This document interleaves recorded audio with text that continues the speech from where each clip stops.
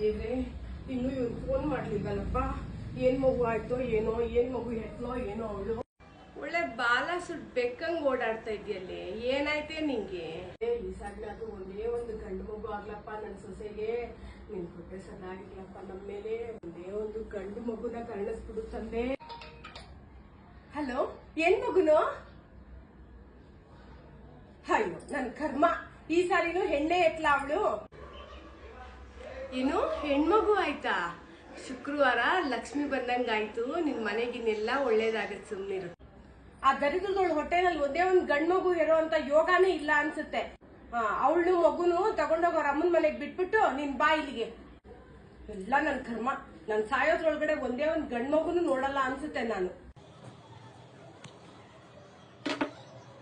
ಮೊದ್ಲು ತಾಯಿ ಮಗು ಆರೋಗ್ಯವಾಗಿದ್ದಾರ ಅಂತ ಕೇಳೋದ್ ಬಿಟ್ಟು ಆ ಹಸಗೂಸ್ನು ಬಾಣಂತಿನು